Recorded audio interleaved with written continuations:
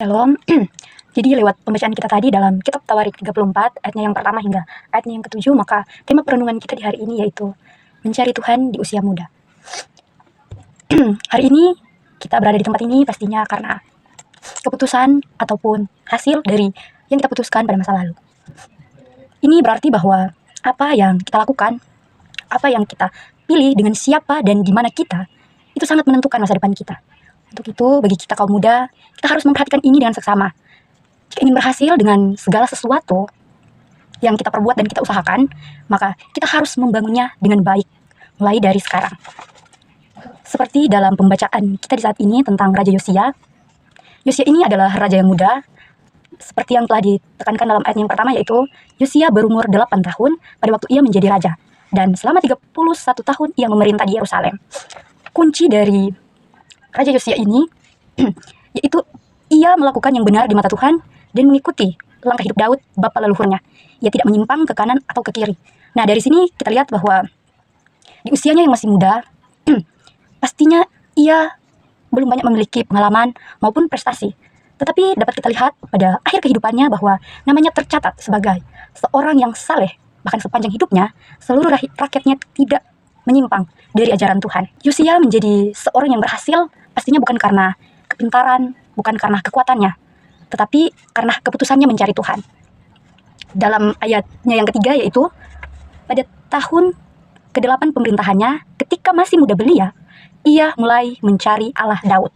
Di situ jelas bahwa keputusannya mengambil jalan untuk mencari Tuhan membuat dia menjadi raja yang saleh, raja yang berhasil dalam kepemimpinannya. Yosia ini mulai mencari Tuhan dan mengingat kembali tentang perbuatan Tuhan kepada bangsanya sebelum itu. Maka dari itu, jika kita ingin hidup kita berhasil dan menjadi berkat, maka di usia muda ini kita tuh harus mulai mencari Tuhan dengan sungguh-sungguh. Berikut ini beberapa poin mengapa kita harus mencari Tuhan di usia yang muda. Yang pertama yaitu karena kita tidak tahu hari-hari yang akan datang.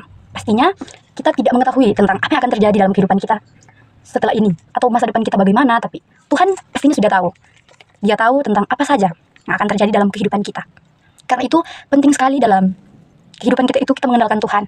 Dari awal kita memulai hari hingga kita menutup hari kita itu haruslah dimulai dengan Tuhan dan diakhiri dengan Tuhan. Di sini maksudnya kita harus memulainya dengan penyertaan Tuhan, meminta pertolongan Tuhan untuk dijaga dan dilindungi.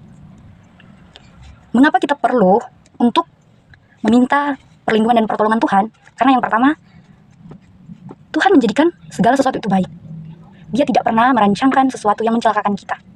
Karena kita tidak tahu apa yang akan terjadi ke depannya, maka kita meminta pertolongan Tuhan. Yang kedua yaitu Tuhan membuat kita tentram dan damai.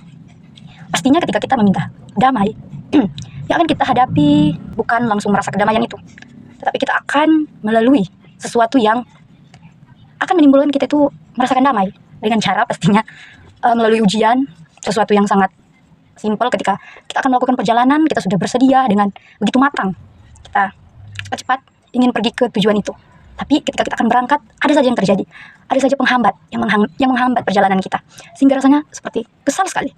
Namun ketika kita tenang, kita menyerahkan kepada Tuhan, kita akan berpikir dari sudut pandang yang lain. Karena kita adalah manusia yang terbatas dan tidak tahu apa yang akan terjadi, dan Tuhanlah yang paling tahu. Maka ketika kita terlambat untuk pergi ke tujuan itu, ada sesuatu yang terjadi, ada sesuatu yang buruk yang mungkin akan terjadi. Tapi ketika kita meminta pertolongan dan tuntunan Tuhan, sehingga Tuhan menolong kita dengan cara membuat kita terlambat beberapa menit sebelum sampai ke tujuan itu. Poin yang kedua yaitu karena kita perlu dasar yang kokoh. Dasar yang kokoh berarti supaya tidak mudah goyah. Nah, dalam perumpamaannya sama seperti pohon yang mempunyai akar yang dalam, tidak akan beranjak, tidak akan mudah beranjak meskipun badai datang menghampiri dia. Seorang anak muda yang memiliki dasar kokoh tidak akan mudah putus asa. Dia tidak akan mudah merasa putus asa dan menyerah ketika menghadapi permasalahan dan juga kegagalan. Melainkan mereka akan menganggap kegagalan itu atau permasalahan itu sebagai batu loncatan untuk kehidupannya yang lebih baik di masa yang akan datang. Saudara-saudaraku, masa muda dikenal sebagai masa pencarian jati diri ataupun masih dikenal labil. Jika kita membangun dasar yang kokoh dari nilai-nilai kebenaran Tuhan, maka sebagai remaja Kristen, kita tidak akan mudah tersesat dan tidak mudah jatuh ke dalam dosa.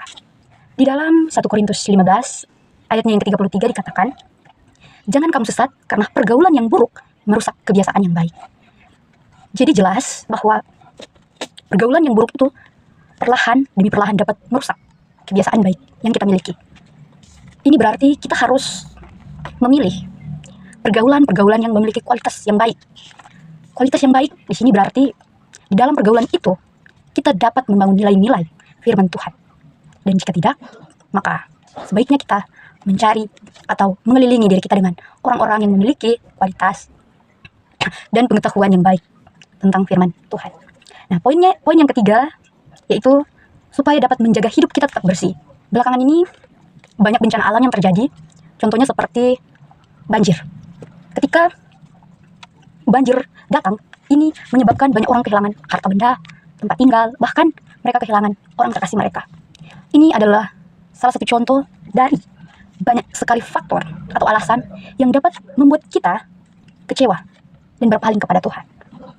Tetapi firman Tuhan dalam Matius 24 ayat yang ke-7 sampai ke-13 mengatakan kepada kita bahwa hanya mereka yang bertahan sampai kesudahannya yang akan selamat. Maka dari itu kita harus menjaga hidup kita tetap bersih.